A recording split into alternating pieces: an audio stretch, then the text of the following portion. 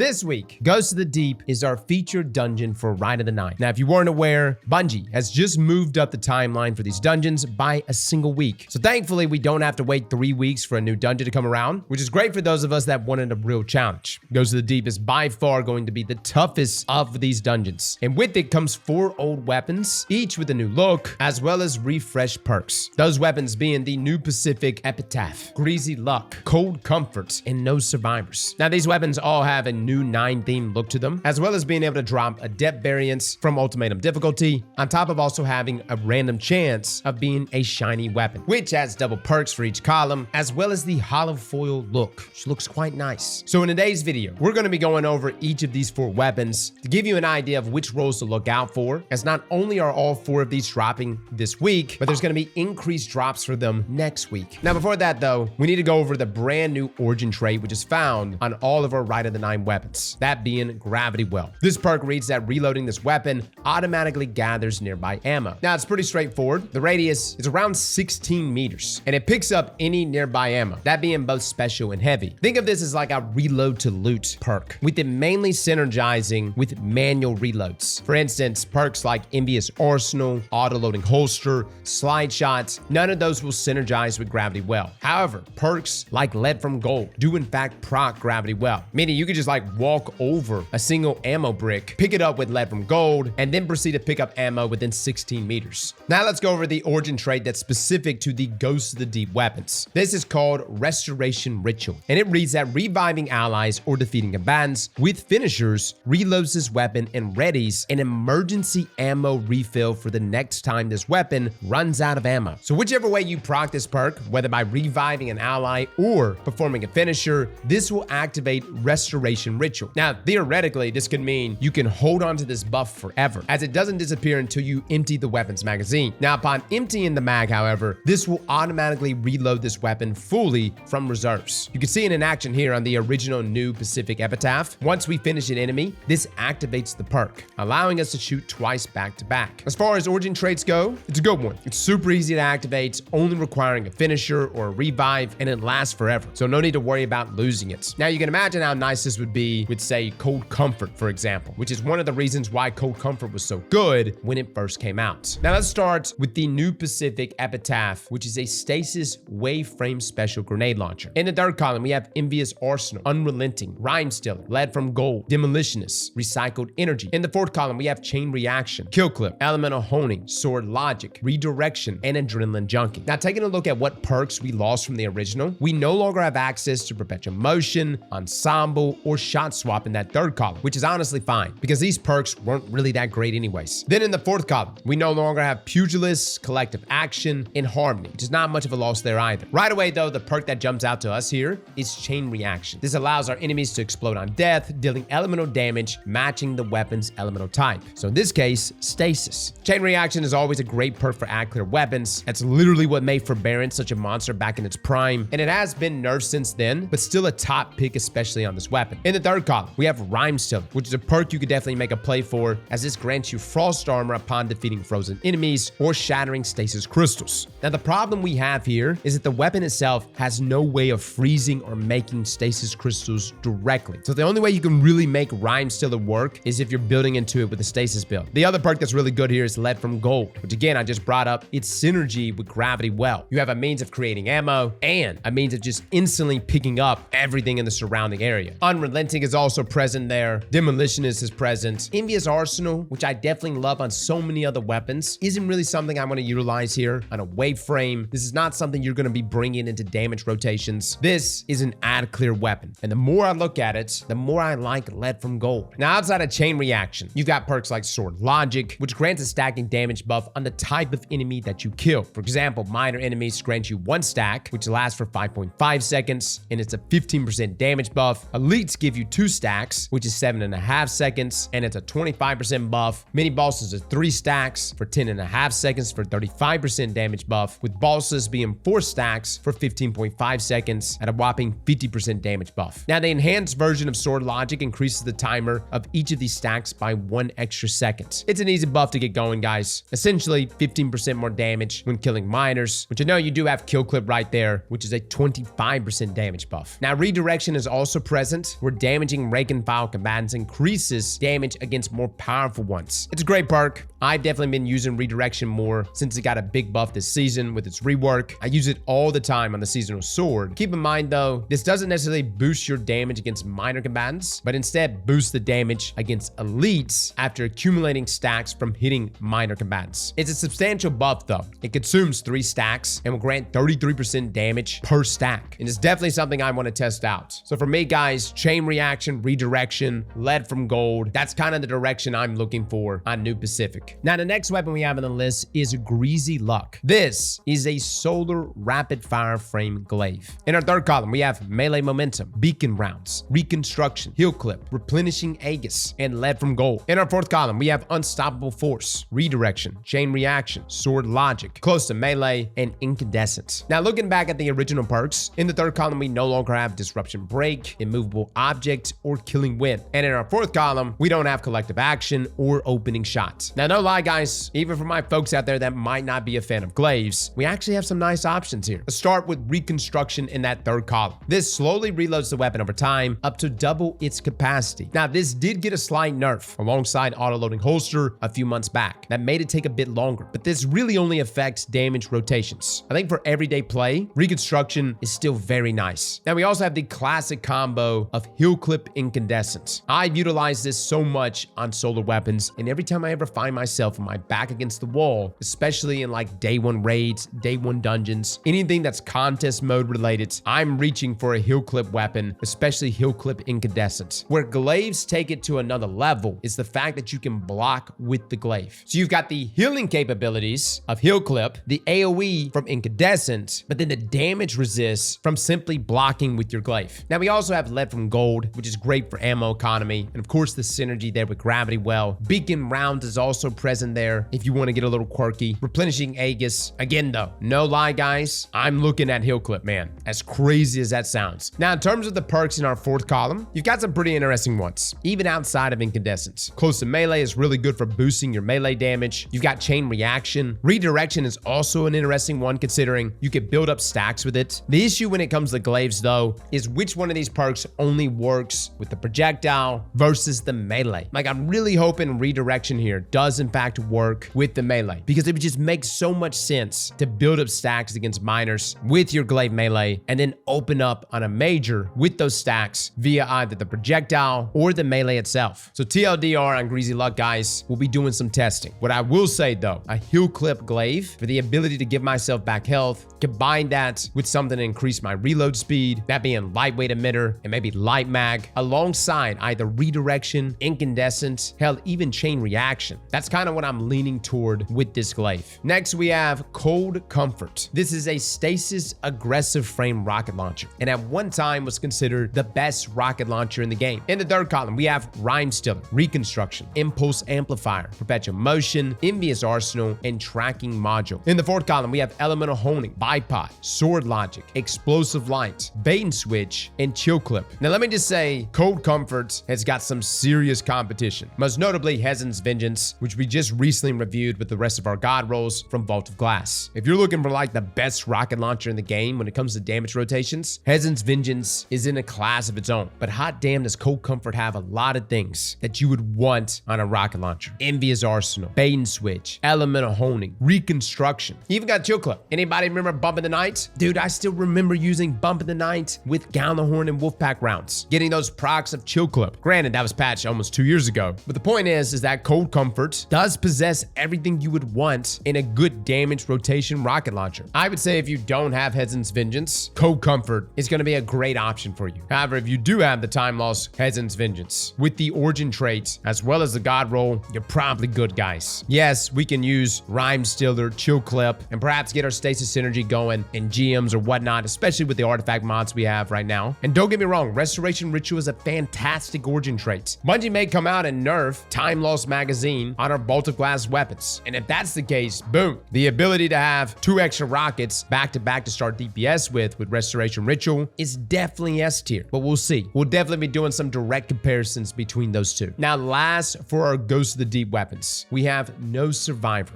a solar aggressive frame submachine gun. In our third column, we have rewind rounds, heal clip, surplus, attrition orbs, rangefinder, and demolitionist. In our fourth column, we have Zim Moment, Master of Arms, Sword Logic, Target Lock, Adrenaline Junkie, and Incandescent. Now, nothing we have shown up to this point had anything impressive for PvP. Like, perhaps we can make a play for some glaive builds, but for the most part, everything here has been PvE focused. No survivors, though, actually looks pretty good here for both PvE and PvP. For PvP players, you've got Master of Arms, you've got Surplus, you got Target Lock there, hell, even Sword Logic. Maybe you want to overcommit to Surplus Zim Moments, which I don't think is necessary, but sure. And for my PvE players, you've got Heal Clip Incandescent all day long. You got Attrition Orbs you can also throw in there, Master of Arms, Sword Logic still. I'm very much partial to Heal Clip, but you also have rewind rounds. I've got high hopes for this submachine gun for both PvE and PvP. So fellas, that's it. Those are your weapons that are dropping this week. Let me know in the comments below which roles you are looking out for, and we'll be testing and reviewing each of these as soon as we get some drops. We'll also have a guide on Ghost of the Deep